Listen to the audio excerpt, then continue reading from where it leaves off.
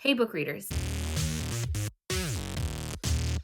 All right, today I'm giving you the short and sweet about Iron Flame so that you will be prepared for Onyx Storm coming out. It's just a quick recap. It's just going to give you a brief mention of the things that you have to know in order to start Onyx Storm. It is not a detailed recap, okay? If you want a comprehensive recap, you can check that out on my page. It's a detailed chapter by chapter, every single thing you need to know so you're ready for the book. So this book picks up right where book one left off. Violet has been stabbed after a fight in Resin. She is realizing the truth that the Navarians have kept from them, that the venin are real and there's a secret war going on that they've been lied to about. She also finds out that her brother, who she thought had died 6 years ago, is still alive and he is a part of this revolution. She joins the revolution right away. She wants to help all the innocent people, although her trust with Xaden has been severely harmed. The fact that he didn't tell her anything about this revolution or about her brother, she's super sketched by him. She still has strong feelings for him, but for like the first half or more of the book, it's a back and forth of rebuilding trust. Xaden wants her to stay as far away from the revolution as possible because he wants to protect her,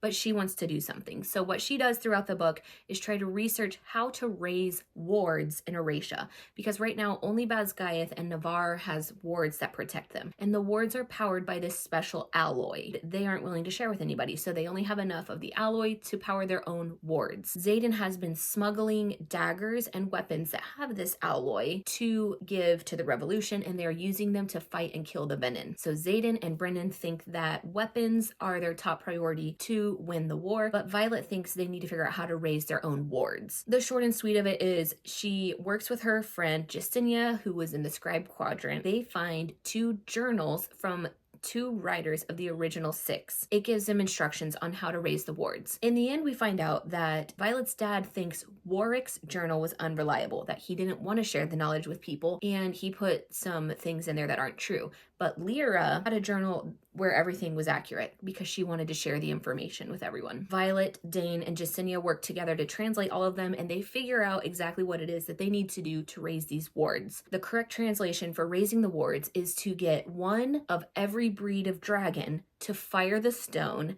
after it has been imbued. And then after that, there will be an iron flame at the top. One of the big reveals of the book is that Andarna is not a black dragon, but she is an unknown 7th breed that was required to accurately raise the ward. So Andarna reveals her secret to Violet at the end, and she helps them raise the wards that saved them at the final battle. So that's one loose end in book 3, is we don't know much about Andarna's secrets yet. Pretty much we just know that she said she's been waiting for over 600 years to hatch, and she's been waiting for the perfect rider in the perfect moment, and this was her purpose, to come now. Also, they have been working to try to reveal the truth to the citizens and all the civilians of Navarre, that the venin are real and a real threat, and that everyone outside of the wards is having to fight them, even though they're protected inside their wards. And so they're hoping at the end of this book, with the final battle, that they can't keep it a secret anymore, that too much has happened, that hopefully it will now be out. So we'll see if it's still a secret. Another loose end is that in the final battle, there's some implications from Xaden to Violet that maybe he had been in contact with the venin or something more than he let on because of some things that he says. And so we're wondering maybe if we'll find out more about that. And also the sage, who calls himself the general, was supposedly thrown off a ravine into a river and died. I don't think he's dead. I think we're going to see him again, and I think he's going to be somebody of importance that we either know already or we know of. And the fact that he called himself the general, I think, is a pretty big clue. Another big reveal from this book was that Xaden has a second signet. Any dragon who bonds in the direct familial line opens the door for their rider to have 2 signets or to go crazy. Nobody knew that Sigil had bonded his grandfather. They all thought that she had previously bonded a great uncle or something else. So they just said, oh, he has a super strong signet of wielding shadows. That must be it. He had kept it a secret that she had bonded his grandfather, and he has 2 signets. He can wield shadows, and he's also an intrinsic, which is pretty much this book's word for a mind reader. But he clarifies that he can't read minds, he reads intentions. He says he gets a picture of the intention, like before your thought. Of course, that throws Violet for a loop there for a minute, but she claims she's not going to let it hold her back from loving him, but they need to talk about it more. There's also a loose end of Violet having a second signet because she's bonded 2 dragons. nobody really knows what's going to happen since she bonded 2 dragons. Rebecca Yarros has told us, yes, she has a second signet, and we maybe have seen it in this book. And then another loose end is Xaden's mother. We hear she had a marriage contract with his father that she had to stay there until the heir turned 10. And then after that, she split. And so he supposedly has never seen or heard from her again. I think we are going to see and hear from her again, but we'll find out. There's also some people who think maybe Violet's dad is still alive. I'm not sure about that, but I do wonder if we're going to get more information about the plan between the mom and the dad. The mom said several things that implied that they had made these plans for their 3 children to end up where they are, for them to have the best chance of survival. So I felt like that maybe was a little bit of a loose end. After Violet has taken all of the riders out of Basgiath, General Melgren calls a meeting with them. And remember, he is the guy who has the signet of being able to see outcomes. So it's kind of like seeing the future, but he cannot see outcomes if there are 3 or more marked ones together, which are the children of the rebellion who have the relics. In this book, we learned that the relics came from a complicated rune on a stone that Liam's mom made and gave to each child, that when their parent was executed, it put this relic on them, and it is a protection against the person who killed their parents. So Melgren has this meeting with them, and he says, listen, I've seen the outcomes.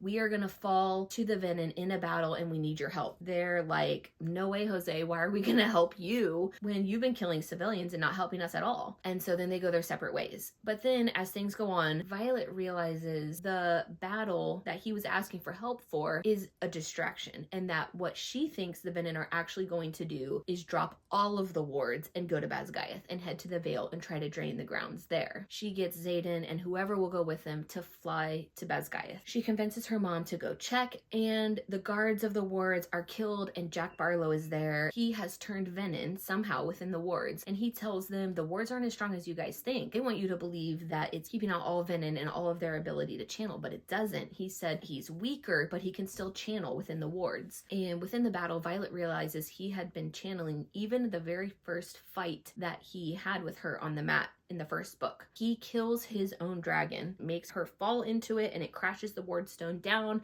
and all the wards of Basgiath fall. And that's when the venin are headed their way. Then it's a fast-paced fight after that. They try to prepare for the venin coming, but there really is no preparation. They're severely outnumbered. They know if they don't raise the wards, they have no chance. Then there's a whole fight scene. Pretty much everyone just fights. Sawyer gets his leg ripped off by a wyvern. As far as we know, he's still alive. And then the ward stone gets mended, so Violet goes to imbue it because she's figured out how to fire the ward stone where there's nothing wrong with it by using Andarna. We didn't learn much else about Andarna's specialness, so I think we will in Onyx Storm. Violet goes to imbue the ward stone, and she realizes it's going to take her life to do it, but she's willing to sacrifice herself.